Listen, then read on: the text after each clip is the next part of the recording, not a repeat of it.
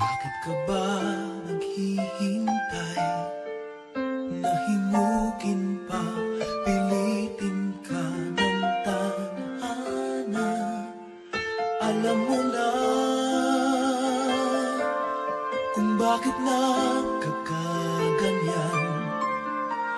Lumulutang, nasasayang ang buhay mo at ang ibinubulong ng iyong puso. Natutulog ba ang Diyos? Natutulog ba?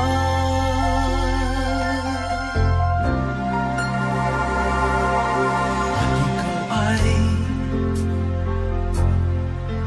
kaagad sumusuko. Konting hirap at munting pagsubok lamang. Bakit ganyan? Nasaan ang iyong tapang? Naduduwag, nawawalan ng pag-asa, at iniisip na natutulog pa.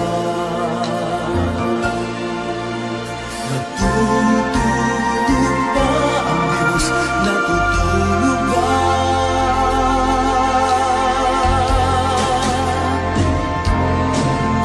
Sikapin mo, pilitin mo, tibayan ang iyong puso. Tanging ikaw ang huhubog sa iyong bukas. Huwag mo sanang akalain natutulog pa ang Diyos.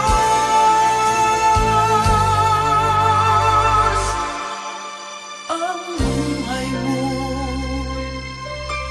ay mayroong halaga sa Kanya.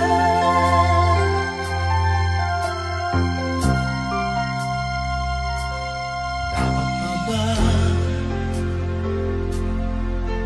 na ikaw ay maghintay at himukin pa, pilitin pa ng tadhana?